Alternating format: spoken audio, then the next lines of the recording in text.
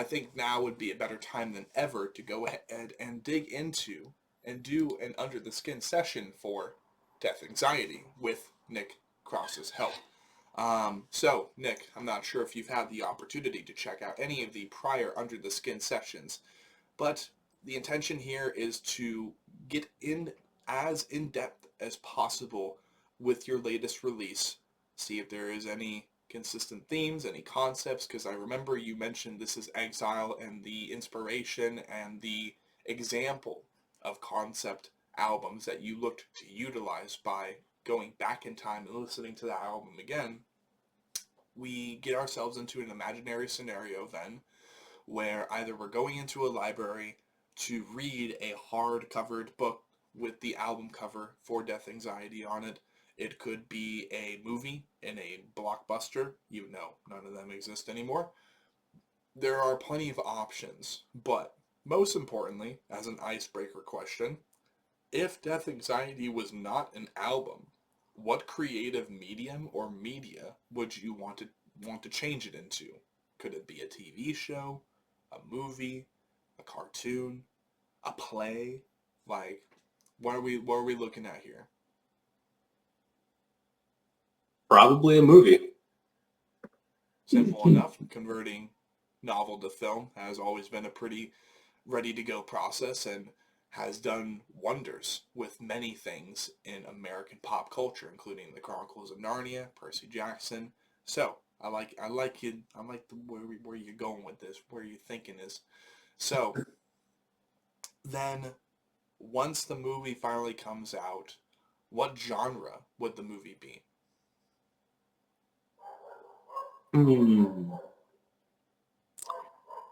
Probably like suspense and thriller. Okay. Maybe like psychological thriller. Just to kind of throw that little spin on it. What studio is working on this one? What studio did you trust to produce this one? Ooh, that's a good one. That's a good one.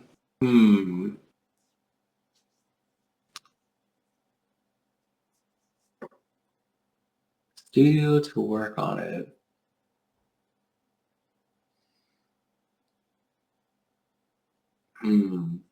That's stuff, guys. Wow. I fucking got him. Is it called Lionsgate? Lionsgate, yeah. They can take a stab at it. I'll sue them if it sucks. Okay. No, I'm just kidding. Is this going to be a live action, stop motion, or animated? It'd be live action. Live action, okay. So then, you got Lionsgate Productions working on it. They end up doing a live action. And of course, this is one of those situations where it's a fresh narrative. It's not exactly Star Wars or the MCU where people are familiar with the characters and have maybe a script or books to go to, unless it's already been done. We went straight from making an album to making it into a film. This has never been done before. So on the back then of what would be the physical DVD copies or even the Blu-ray, the 4K Blu-ray editions of this, the Steelbook edition, what is going to be the back of the DVD case summary for this film? What's going on in this film? Why should we watch it, Nick? Ooh. So then should I just go ahead and reveal what Death Anxiety is about in a sense in this question? Yeah. This would be like the overarching theme, and for the book analogy, this would be the back of the book summary. Okay. So what the summary would include would probably talk about that it would be basically a trial. It would be, well, not a trial. It would be about a group of people, we'll say about maybe 15 different people's journeys, and basically that they are on a time constraint. Because what the album is about is that they're all separate stories.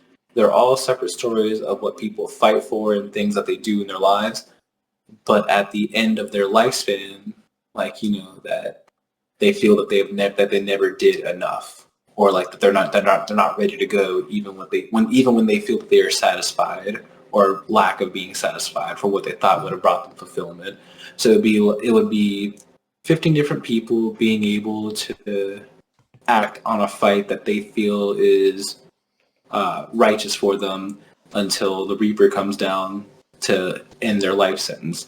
Like, and we'll throw in some like little casual catchphrase like, "Are you satisfied?" And then like they will answer something like yes or no, and regardless of their answer, that's like the end of their lifespan, which is kind of like pretty much just death anxiety right there. It's like you're never ready to go, no matter how much you truly try to fulfill in your life. I like that. No, I really do. I remember originally reading the album title as Death's Anxiety. Um, and then I was like, oh, it's just death anxiety. So then I thought about that, and I thought about, like, what death anxiety could mean. And one thing I definitely did think of was just that human, that mortal philosophy and restlessness, despite maybe even fulfilling your potential, even though you don't realize it yet, right? And then wanting to surpass your own potential, because unfortunately, we as human beings, we're never truly satisfied. And that's why I think the most painful thing about being a human being is that you never really accomplish everything. And especially now, in this modern day and era, not only do you not accomplish everything that you want to, but if you are one of those people who's constantly trying to catch up with the world, despite you being one person amongst billions, well, there's no way in the seven circles or in the nine realms of Yggdrasil that you'll ever be satisfied, because you're always trying to compare yourself to others, which I like the idea Right. that each of the songs on Death Anxiety are separate people, because it means that person by person, really, you're never truly satisfied, and maybe that is an epidemic that curses all of humanity, and maybe this album is a way of confirming or continuing upon and adding numbers to, in agreement, that philosophy of the lack of fulfillment and purpose and potential with the human race. Because it's a very, very scary thing, and it's the reason why the seven deadly sins exist. Whether or not you're Christian doesn't matter. The seven deadly sins exist. Everybody eventually does become gluttonous. That's what sparked obesity, as far as I'm concerned. That and other dormant health issues, mental health issues. Greed kind of goes along the same path, because you're wanting to hoard everything, and then you become a hoarder. You start living your own filth, and you maybe in other mediums and other productive mediums, greed is seen as taking every opportunity you can to continue ascending that ladder and then continue to fulfill your purpose. So then the seven deadly sins also kind of play directly into that lack of fulfillment, lack of potential fulfilled, that a lot of people deal with. But I like that. I like where this is going so far, and it definitely relates to me, as this is something that I try to make peace with day by day. It's just there are so many. If you believe in multiversal shit, there are so many infinite versions of us as people, as our own human beings and own individual sentiences. There are so many versions of us already out in the cosmos doing slightly different things, and one choice completely changed their life. It completely changed their trajectory in the grand scheme of the multiverse or the omniverse, if you want to go that high. For Right. me, That talks more time. yeah, exactly. Um, and not only that, but for me, instinct is actually what helps us fine tune our timeline. So not only is it like trust your instincts and do what you think is best, but I also think from a grander scheme that by trusting your instincts, you're also allowing for the timeline to continue flowing in its in the direction it was meant to go, if that makes sense. So Yeah. then, yeah, continuing upon Death Anxiety and learning more about this EP, learning more about this album, let's go ahead and dig into the track listing. I'll go ahead and pull up the record now, just so I have a reference, and that way I feel a little bit more engaged. No worries. Let's see. I for one, I love the album cover. Like me and Jade both said, it will. I think honestly, this is one of my favorite album covers of 2024. It's simple, and it does remind me a lot of both Ashen and Valda by Humanity's Last Breath with its artist. Very similar quality to that of the artists that did their last two albums, or artists, because there were multiple. But the track listing starts with Anubis.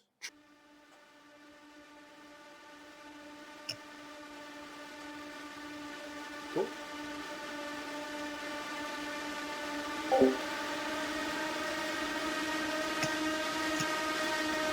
Track 1. So, Anubis, if I remember correctly, is an Egyptian deity. Yep. So, that has me really, really curious about the purpose and maybe why this track was named Anubis. So, Nick, please take it away, sir. Let's go ahead and, talk about the surface level context behind this song and the meaning behind this song. 2, let's go ahead and pick out a line lyrically from this song that you think is most relevant to the theme. And maybe if there are other ideas branching out from the surface level understanding that you wanted to incorporate in there just under the skin, let's go ahead and do that too. And let's do that for each of these songs. Okay.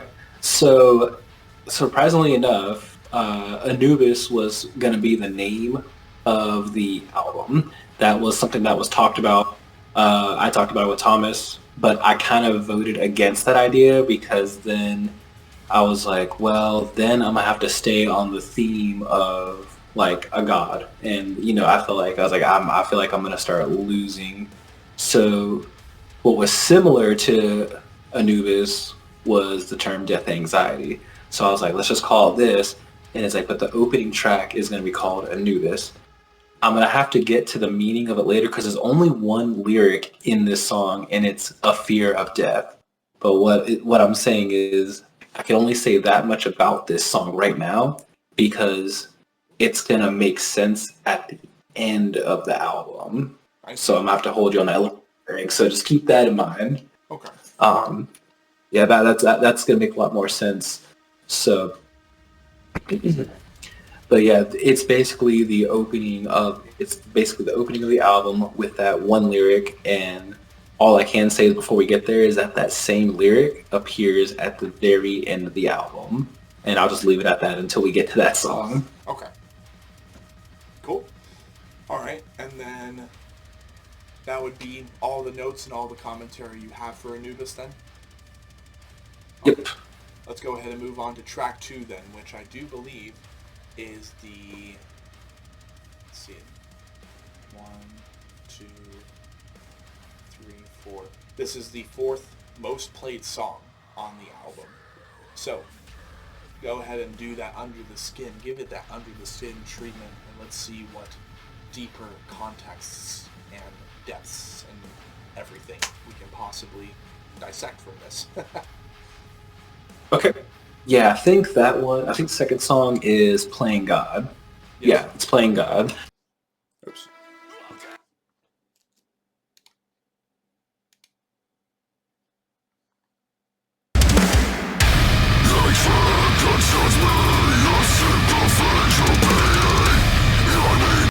So that song, I actually used a lot of reference from the movie Mother, if anyone has seen that movie. So basically that whole song is referencing that we as people, we tend to take from Mother Nature. Like, we tend to just take from our everyday lives, resources, our way of living, but we don't really get back into it. We understand the consequences of these things, but we still choose to, be greedy and take those things and just kind of disregard everything else, which is kind of like in the movie Mother, where you see that, Mother Nature kind of takes the downfall in creation, excuse me, in regards to all that, where everyone's going to see the maker, but nothing, everyone just kind of disregards, mother in that movie. I kind of like played off of that to kind of put this. We all believe that we are, that we can play God, that we are it. Like, what we do is going to be final. And I kind of reference towards one lyric specifically in the song where it says, "Playing God as we poison the soil." It's like, we are the problem. We are the ones that are poisoning our own soil that we walk on, the land that we are so greedy to hold for ourselves and everything else around. No, I like that. And I guess one of the things I also wanted to ask, song by song, from this point, would be, what was your favorite thing about writing this song during the creative process? This can be a very, very simple thing, but if you choose to, it can also be a deeper thing. What was your favorite part about writing Playing God? The time that I chose to write this song, it was I want to say, this is probably the fourth song that I had written, and by the time that I had gotten around to writing this song, I knew exactly what I wanted to write about, and it was one of those things where instead of writing lyrics a little ahead before I started putting it together, like pattern-wise and all that, it was one of those songs that just kind of came together. Like, I just started out trying a couple of lines, and then I'd record the first thing that would kind of pop up in my head for a second, and then just play off of that, go back and write down, record again, and then pretty much the whole song just felt cohesive, writing all the way through. There wasn't a lot of stop and goes of like, do I need to do this, or do I need a break here? It was just one of those things where everything just felt like it had a home by the time that I got up there on the mic to just track it out. Fair enough. Ironically, I love that you mentioned that it was the fourth song that you would end up writing, with it also being the fourth most played song on the album, according to Spotify, at 30,129 streams. So, cool little connecting detail there, I would say. Right. I do believe that would conclude the commentary for Playing God, correct? Yes, that is correct. All right. Track 3, sir, we have Umbra.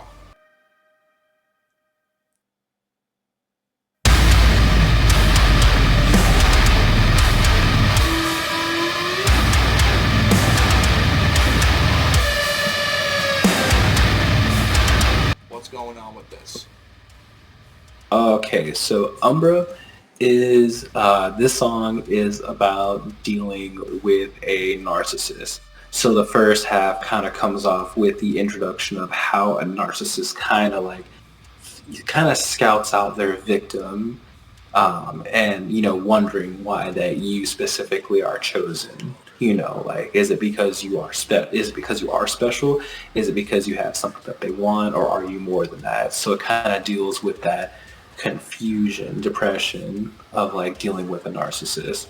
And then I think I mentioned it in the first interview that we did about lyrics between saying like I and we and stuff like that. I kind of shift the perspective after the middle call out part. That's the turning point in that song where it starts to become overcoming the narcissist. Like once you kind of like understood the approach after so much abuse of it, that's the chance that you strike back. So the song starts off being like the vulnerable, miserable, unable to break free, and where the song ends is, overcoming that obstacle of dealing with a narcissist, of which I'm sure everyone in their lifetime has dealt with. Yeah, absolutely. And I definitely, if you were comfortable, of course, I'll go first by saying that I've definitely dealt with plenty of people who might as well have been diagnosed and confirmed to be narcissists, including my own father, unfortunately. And let's just say, when you are under the thumb and under the oppression of someone who, if they're not a narcissist, they're definitely a totalitarian, authoritative individual, well, it's always difficult to escape.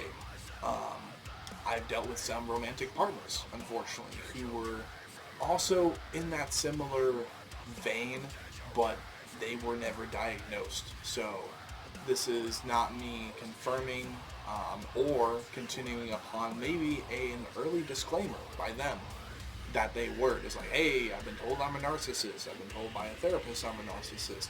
For me, it's very important that, of course, you look for the signs. You look for the symptoms of what narcissism could be. And I mean, really, we all have it dormantly inside us one way or another. But also, that statement in and of itself, I think, validates a diagnosis without a professional in the room. So it's very important to be careful with that language to me. But I can easily say that I've dealt with a couple people who were full of themselves, who were egotistical, who wanted to change me to fulfill their own ambition and fulfill their own potential, whether my own father or some romantic partners. Not nearly enough of them for it to be like, do I just attract these type of people? But when it did happen a couple times, well, at the time I had a lower standard that I settled for, and there's nothing wrong with that. We all have to learn. We all have to grow and improve in various areas of life. Some of us, well, chemistry, right? Sometimes we attract not great people, and that's okay, because then we learn, hey, I don't want to be associated in a romantic way with that type of person ever again. Hopefully that won't happen ever again, but you never know, right? So if you were willing to, I was curious upon, like, not like example by example, but how often do you think that you've ran into someone with a totalitarian, authoritative, or even like narcissistic quality about them, where it maybe became dangerous or maybe even affected your life in a negative way? I can definitely say that I've definitely dealt with one like very definitive person, and it was mainly in regards to a friendship, and it started becoming a thing with being involved in that for so long that you kind of almost start absorbing like their like personal traits and stuff like that. So it's like you start realizing you're starting to do things out of character, but that you wouldn't want to do that, or just not justified to what your standard of living is and stuff like that. But yeah, it's like over time you start noticing that people are just willing to just lie about whoever, whenever, as long as it like keeps them out of a bad light. But as long as they're the topic of the room in a good standing, it doesn't matter who goes down the process, even if it's considered like, if you're considered their closest friend or whatever, that you're still like number one target to be the bad, rather than like someone that's in support of how friendship should be and stuff like that. Right. And of course that tends to be something where they try to insert that they know you better than you by like bringing up things that try to reassure you that they're looking out for you, but really they just kind of need you as a vessel a little bit longer to fulfill whatever the role in their mind that they've chosen for you. I see. And if I may, looking at the definition for umbra, because I wasn't too familiar with the word and I knew that I didn't know the definition, so I'm glad I looked it up. It quotes the fully shaded inner region of a shadow cast by an opaque object, especially the area on the Earth or Moon experiencing the total phase of an eclipse. So then I utilize the imagery of that definition. And if I may ask, with this friend, which I'm grateful that you didn't have to deal with someone who was textbook narcissist as a parent or a romantic partner. If not yet, I hope you never do, because it sucks. It's worse than dealing with a narcissistic friend, for sure. But still, the tragedy lies there, dead on the ground nonetheless, right? The tragedy of failed opportunity and opportunities or timelines that you had to leave behind or separate from. So would you say that in reference to you calling the song Umbra, I'm sure you felt like you were just stuck in the shadow maybe of this person, and because you mentioned that like their quality started to lean over onto you and to kind of like bleed onto you, I'm sure you felt like you were losing yourself at the tail end of the situation as you were becoming more and more like them before you finally realized. Yes, that's definitely the nail on the head right there. Well, I'm glad, my friend, that you had the opportunity, that you used your instincts, and very, very important thing that we mentioned in this crosscast, individual to this one really, that it's definitely important to sustain a sense of self, no matter what's going on around you. Because the moment you start realizing the moment you have an open mind, detach, disassociate from the situation, and really see things from an outsider perspective, maybe even heed the warnings, right, of your friends, family, co-workers, because I had to do that a long time ago with a romantic partner. I still didn't listen to all of them, and then I got myself hurt. So, it was a self-inflicted wound, really. Not intentional, but it's going to make for decent music, I think, so that's the most important part, I guess. But, when you then looked from that outsider perspective, I'm grateful that you were able to draw a line in the sand, realize who this person really was, how dangerous their effect on you would have been in the long run, and decided to break things off. And I can only hope, we can all only hope, that people that feel the need to bleed narcissism, authoritarianism, totalitarianism, all of those more like evil, just like you're under my thumb and I'm never wrong, lack of accountability. One can only hope that whatever hurt them and caused them to invoke that darker side of their personality, we can only hope that one day that washes off of them. That way they can be a better person and maybe not be reduced to ashes and rubble. And I say that only metaphorically.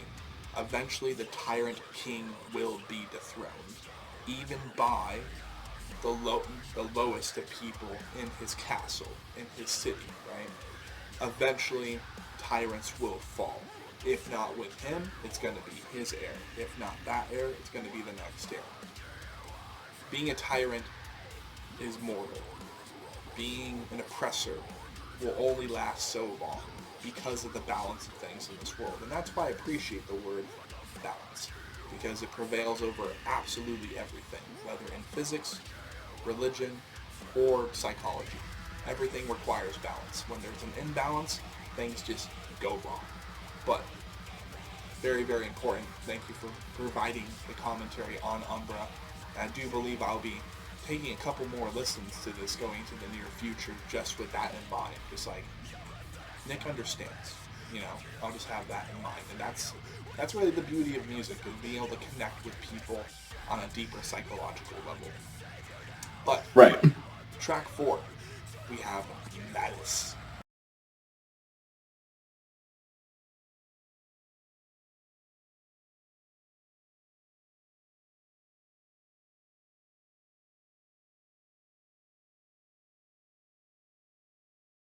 Okay. What was the reason for the name? What's the surface level context behind it? And provide everything else, please. Thank you. All right. So Malice. Malice was actually the first song that I had actually written. It was actually one of the first one. Well, technically Dweller is, but this was when Death Anxiety was supposed to be an EP. So Malice was the original one. This was actually one that was debated to be a single. We were always like, this is going to be a single. But this song was just about this song was actually about giving up on being a good person, about just like what was worth fighting for being good, and just letting like the bad intentions take over, just giving up the fight. And that's like, there's like small parts in that song where it says like misery reigns, another line there, proceed to a life of malice, no regard or sympathy. So it's like, because sometimes when you feel like you're doing your best to be a good person and you feel that it's not paying off, it becomes very susceptible to just be like, well, what's the point? Right. What's the point of doing all this if there's no fulfillment to it. And I feel like a lot of people probably feel that way when they feel that like lower people get the upper hand sometimes, where they're just like, well, if I can't beat them, I might as well join them. So it kind of gives you that perspective of like what it's like to feel on the edge of just throwing that all away. Right. Sweet. And totally spaced this off. I think we both did. But I remember you mentioning that with each of these songs, each of these tracks, they are like these individual stories, and they just happen to kind of connect into an album. So, briefly catching up, right, with these fictional stories, would like how would all these characters and stories kind of separate from each other, track by track, like especially for that movie, right, for Death Anxiety, like. Is it more like American Horror Story with the episodic element to it, or even Love, Death, and Robots? Like, what's going on here? Probably more episodic, just because everyone kind of has their own individual story that's going to have to like take some fleshing out to like realize like what's going on before they go ahead and finish up their story before the Reaper comes and asks them the question before like it's their last time. I see. And then in reference to the movie, then, like, each of the songs so far, each of the 4 songs we've gone through, like, what are some of the scenes that you could kind of lay out for us with Anubis, Playing God, Umbra, and Malice? So with all of these songs, I think it would I think the movie would probably start off with the Reaper basically going ahead and making a deal. It's like, if I ask these people, it's like, what would bring you fulfillment?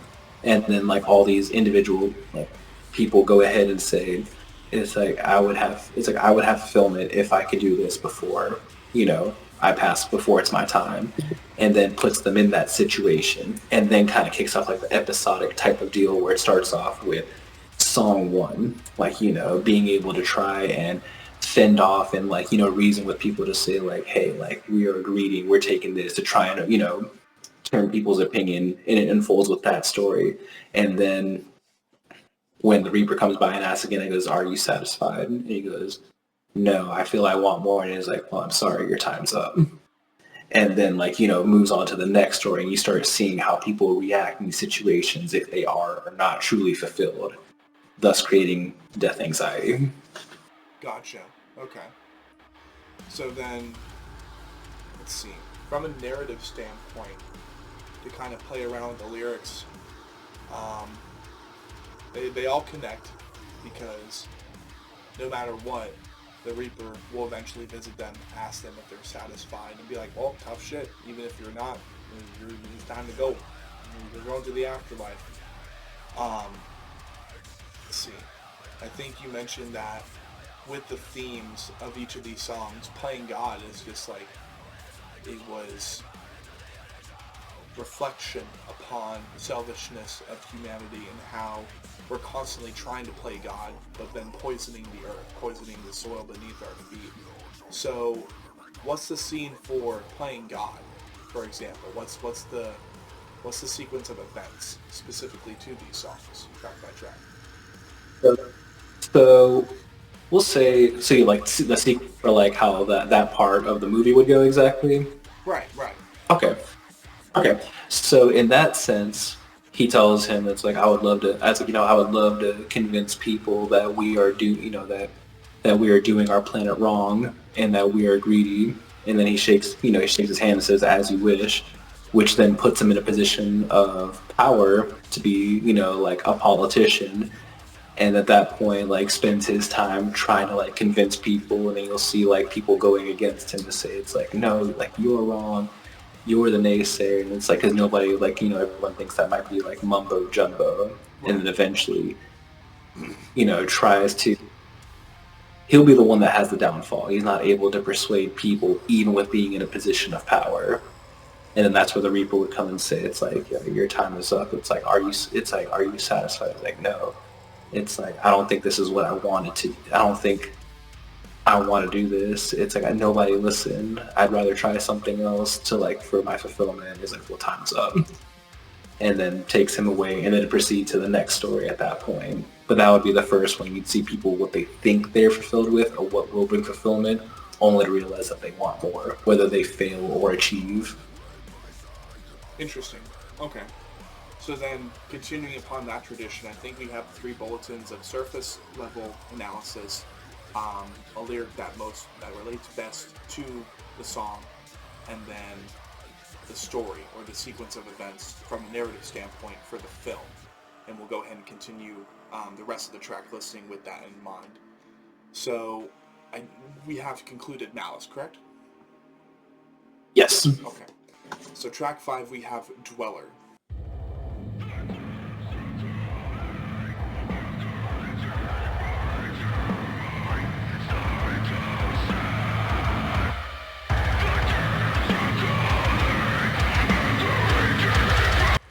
Take it away, please. Oh, you broke up? Oh, we have Dweller next. Take it away, sir. Oh, Dweller. So this song was the second song that was written, that it was supposed to be a standalone single. It wasn't supposed to be a part of an album or anything. We just thought that it was a little different from all the other songs at the time, but it was one of the songs that was written during our COVID period.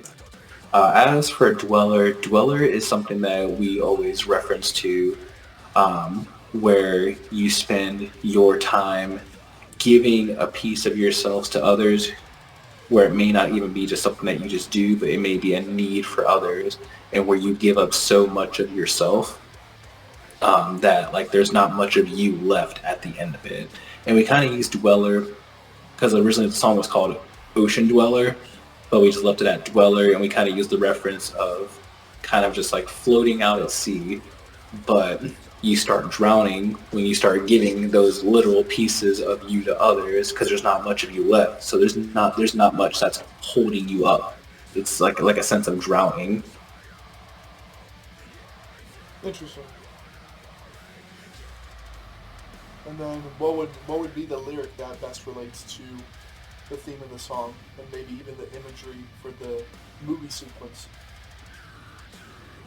So for the movie sequence, it would be something along the lines of where we have a people pleaser, and is eventually just doing things by giving a piece of his time and himself to others all the time, until it eventually puts him in a very, very bad situation that he wouldn't normally do, but he believes that there's good in others, and he keeps giving those pieces of himself to people, where it puts him in a near-death experience, and then meets with the Reaper.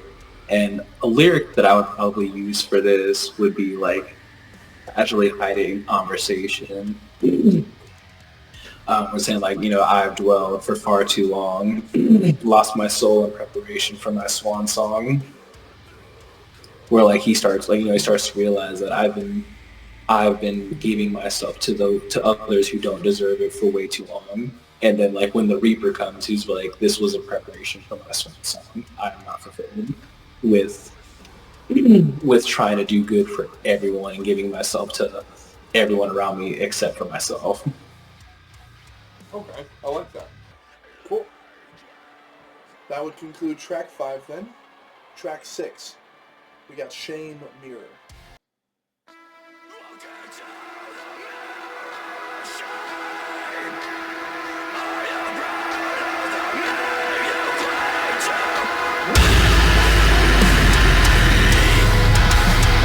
What's going on with this one?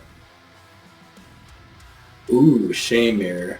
So Shame Mirror is interesting because Shame Mirror is a song about people who are shitty people pretending to be good people by building up a resume and good rapport, so that way that they can kind of bury their skeletons in their closet. So that's mainly what that song revolves around, where it says, do you wear the crown? Do you wear it well? Do you wear it proud? Called to the crowd. Once again, you are nowhere to be found. So it's like when it's time to actually act on being a good person, these people don't know how to necessarily do it when being pressured into it. but they're very good at building up a resume. Like, oh, like, like people who take videos of giving food or money to a homeless person, something that they probably wouldn't do if there wasn't a camera there. But they're just trying to show the world that they have this certain image. So that way, like, when it comes down to their skeletons being exposed, they already have a line of defense of people saying, well, this is a good person. They wouldn't do that. Like, I've seen them do these good things. Look at what they present to us. There's no way this could be them. It kind of they're creating a barrier around themselves in the long run. I like that.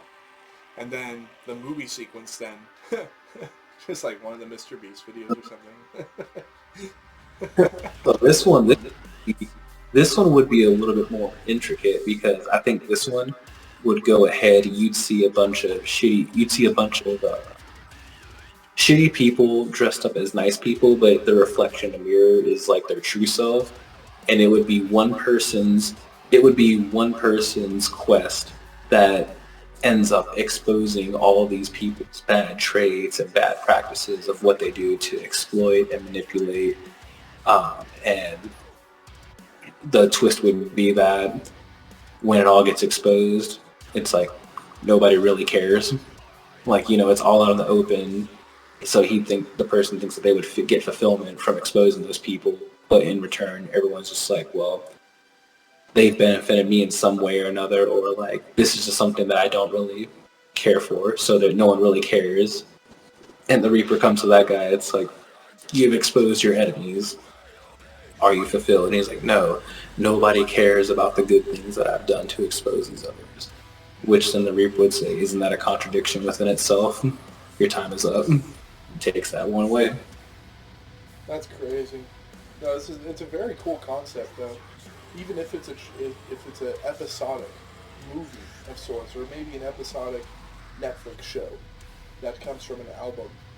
Very fascinating, the continued concept of no matter who it is, no matter the situation, no matter what they are on Earth for the remaining time to do. That way they don't have any unsettled business or unfinished business. No matter what, most of the time they don't end up being fulfilled. And they don't accomplish what they want to accomplish because, well, person by person, the will of one man is not the will of many. The closest they get to that is philosophy and law, which to me is the collective voted moral compass of a mass. But that's about it. Doesn't get closer than that. So, then has you questioning human philosophy and the moral compass of so many other people. And then, you can get lost in that for a little bit, but we're not doing that here on the show. Track 7 would be Dead Culture.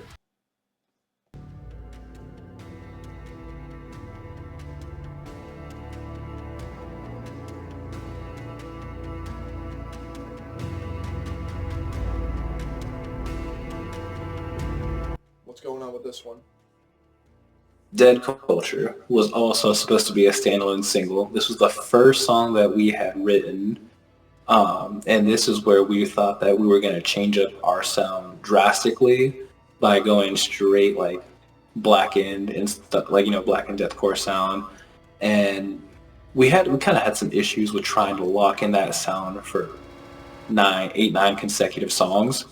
So that's why we were just like, we're going to write this song just to kind of show a different side of the band. But ultimately, we ended up adding it to the album along with Dweller and made it go from an EP to a full-length album. But back into the lyrical content concept of this song, Dead Culture is in reference to one-sided love, something that I've always kind of referred to as the ladder, as in you could be standing beside somebody and there's someone on a ladder. And when you're on a ladder, you're naturally looking up. So the person who's on the ground is looking up at the person that they love, but the person sitting on the ladder is looking up towards someone that they love. So people are gradually just looking up, like they can't see that somebody loves them who's right in front of them because they're always looking at something else. Fascinating. So like with an episode with how that would go would kind of be a guy whose his fulfillment is he wants to find love. He wants to find love that is reciprocated, and he goes on a journey with this one girl. Everything feels right, but his downfall is that he's so stuck in his ways that he becomes the one-sided portion where he doesn't believe that it is true and self-sabotages the situation, and so completely ends it, even if like this girl was completely authentic for him and exactly what he was looking for, but he cannot accept it due to past events and the ladder effect. And then the Reaper comes down and says, are you satisfied? He goes, no, it's like I just can't seem to find love no matter what I do. And the Reaper kind of explains that it's like you were looking for the ladder, and it's like, it's like you also averted your eyes towards your self-sabotage. It's your time to go. Sweeps that man away. Shit. Okay. Track 8, we have A Fear of Death.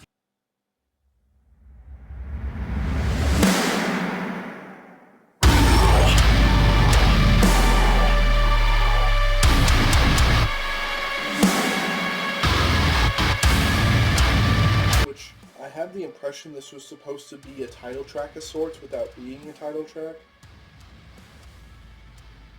So here is what's interesting about A Fear of Death. So I'm gonna go ahead and say that the next two tracks after A Fear of Death, they're Meshuggah covers, so we don't have to cover those songs. We just wanted to finally release those Meshuggah covers that were recorded during COVID. I see. But they're not available for physical release, just for digital release. But that was an idea that we had to just for people's enjoyment, just a little thank you from us. But A Fear of Death is the last song, and it does embody the whole concept. Because if you listen to these songs from start to finish, you're gonna be like, whoa, I still don't really know what's going on. This song kind of explains everything that you are never satisfied. And here's the interesting little Easter egg that I was talking about earlier. The line A Fear of Death is at the beginning of the album, and it's also at the end of the album, because there's a lyric that says, you asked a question, I bear the answer.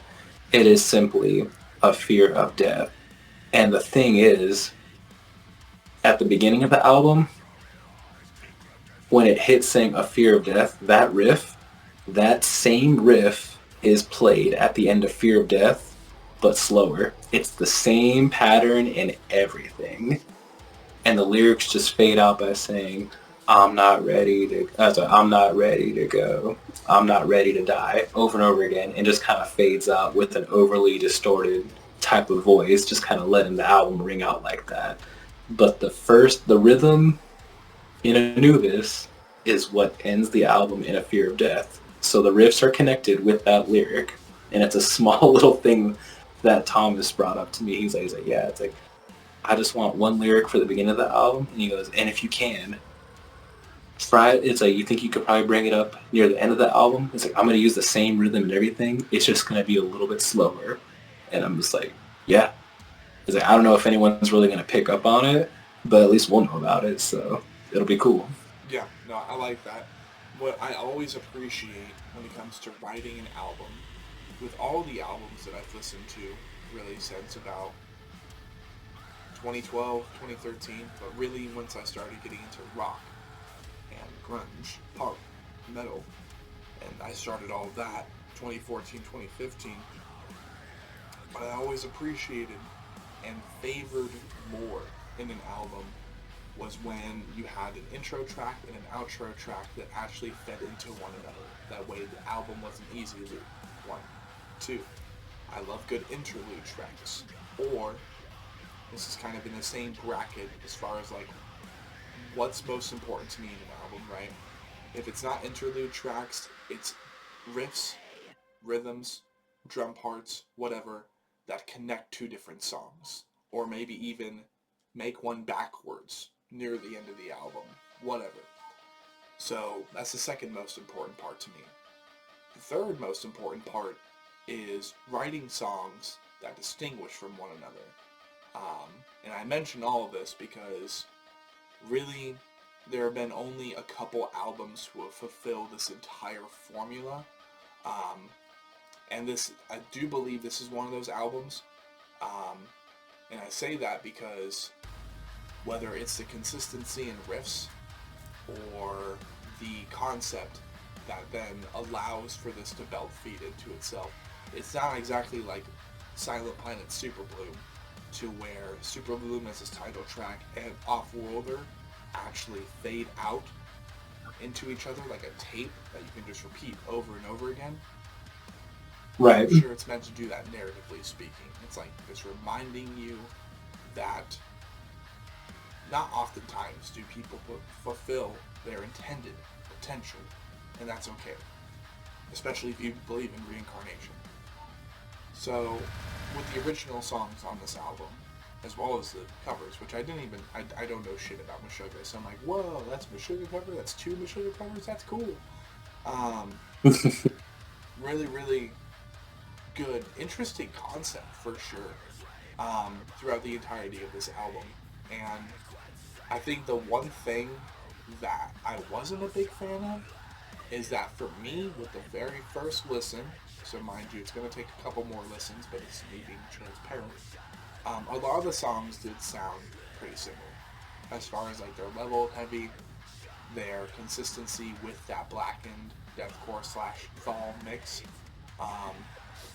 So that's one thing that kind of like confused me with the album, is that a lot of it did sound pretty similar, but nonetheless it sounded good, and the production was fantastic. I think, yeah, then with that in mind, as we just did, not a lobotomy, but a dissection, I actually learned the definition of lobotomy, and I kind of feel stupid because I didn't know it was just scratching your brain to make you forget something. I thought it was like operation. So my bad, y'all. But as we just did a lyrical dissection for Death and Anxiety, and then also earlier in section talked about at least 5 different albums that Nick thought were important to listen to for creative construction in this album. What, Nick, do you think separates Death Anxiety from other iconic albums that were responsible in their creation for its creation? What do you think makes Death Anxiety special, in your own personal opinion? I think what makes it special is like if you do dive into like the lyrical concept, it does feel confusing, but if you can stick around for the ride, at the end it makes sense. It kind of gives it like a I can never pronounce that M. Night Shyamalan type of feel where you're just kind of confused for like a good majority of it, but then around the end you're like, okay, well, whenever he chooses to make it make sense until like 3 movies that he makes on Offspring, but that if you listen, you're like, well, I still don't know what this album's about until the very end. It kind of hits you like a ton of bricks, where it's just like, okay, this is all starting to make sense now. The term Death Anxiety, the guy on the art that kind of like emphasizes like with different colors and emotions and stuff like that. Like it all starts to make sense. Like you start like thinking back about all the songs, like, oh wow, that song referenced this, that referenced that, and now it just says that it doesn't matter. It was all we're all not ready to go, no matter how much we choose that we think we want to fulfill or satisfy. We're always wanting more. So like it's I could say it's special because it feels a bit like a hodgepodge until that very last song. Fair enough. And of course, without the questionnaire right in front of me, and with all the questions on the questionnaire, I forgot about one thing that's important to the Under the Skin formula. And this is just talking about the album cover, right? So, when it came to the first couple drafts, of one of the only pieces that I have not found on the Facebook page for the artist behind this piece. How did those first couple conversations go when you guys were commissioning the artist? And of course, we'll talk about the artist in a second, mention them by name. But how did the creative process start out for getting this album cover created? So crazy enough, it was on Mark's page for sale at the time. But crazy enough, because like we looked at it and we're like this is really cool. It's like it ties into like what we were trying to like represent. But the thing was, that's not the original color scheme either.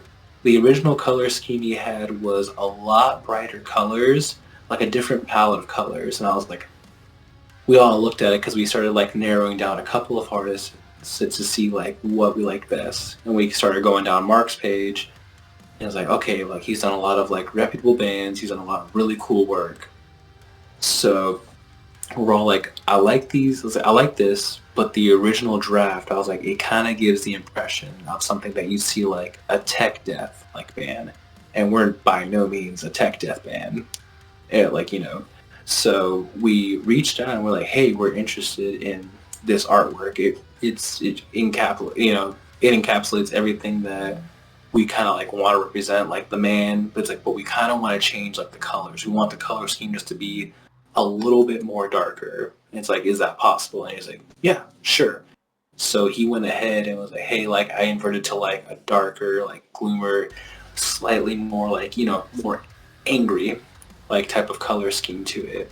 And we saw that second draft and I was like, wow, this is like night and day. Like the illustration still looks very strong, but the colors was a lot closer to what we would have chose to represent.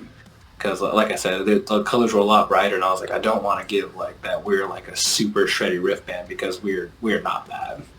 We'll make another band if we want. But yeah, like we saw the draft, and we're like, yes, I think this is the direction. Went on a vote with everybody. We said, hey, like this is this guy's second draft. Does anybody have any like second thoughts about pursuing this any further? Like, no, like this. I think this represents death anxiety. I think like this is it, and everybody took a vote on it, and we ran with that.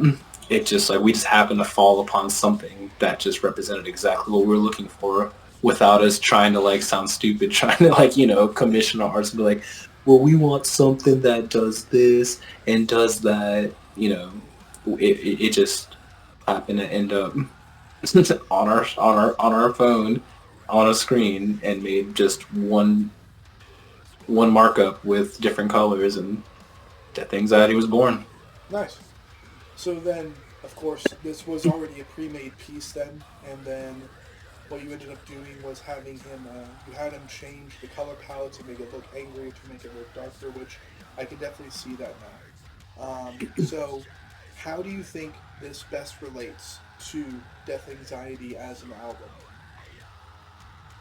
So as an album, it's like as you first like glance into it, you just see like a man, you see like the silhouette of a man, and then you start to see like a red and yellow, almost like a fire like behind that person.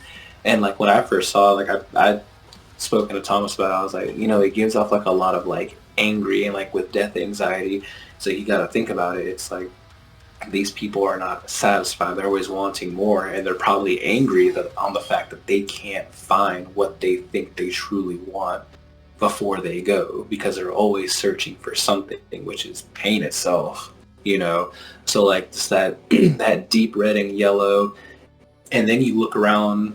There's a full spread that hasn't came out for the album that will be on like the CD layout, but like as it has like the full scenery, there's more like brighter colors and stuff. There's more like brighter colors and stuff like that, where it looks fulfilling out there, but when it comes to like directly on the man itself, there's no satisfaction out of that. It's just anger and dissatisfaction, but everything else around it seems like something that could be fulfilling. So it almost has like that illusion of fulfillment, but this man represented in the art can't obtain that.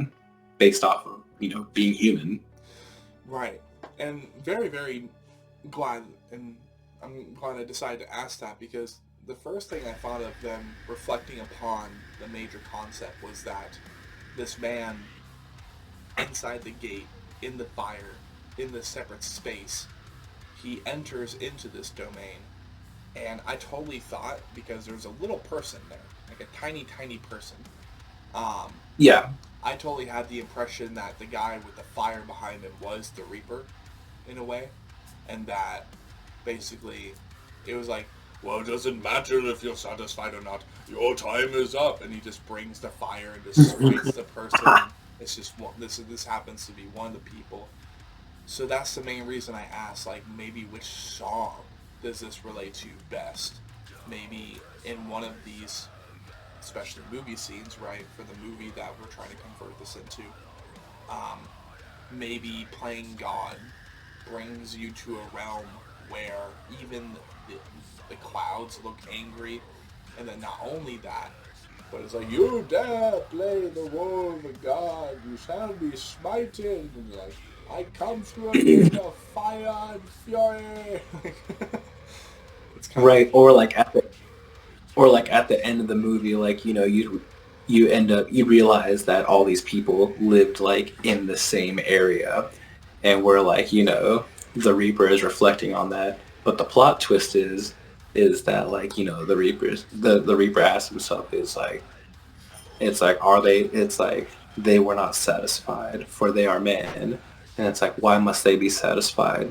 And then, plot twist, Anubis comes down and says, I should ask you the same question. Because that is, and it's like where Anubis takes out the Reaper, and then just goes ahead and starts the process again. It's like satisfaction is something that man cannot achieve, but he shall try. And then starts to like do like a zoom in throughout the town of like people, and then have like an aura on certain people of like the next few people that'll be chosen to like have their fulfillment tested. Exactly. Yeah. And see, at least on a surface level, like, if that was maybe, is that maybe the reason why you were originally planning to call this album Anubis? Is because, or is that just something you came up with just now? Oh, that was just something I kind of came up with now for the end of the movie, this episode. Yeah, no, that definitely, to me, that definitely made, unless Anubis is the god of death, like the Egyptian god of death. Mm-hmm. Oh, okay. See, okay, no, that works pretty well. But what you just improvised would further validate why at one point you wanted to call this album Anubis. At least that's kind of like what I'm seeing from my perspective. But awesome. In that case, we talked about the album. Let's go ahead and mention the album artist too, by all means. I forgot his name, so Nick, help me. I believe that was Mark Erskine. Mark Erskine. Yeah. Good, because he told me Erskine. I can't remember. I'd be looking at it physically.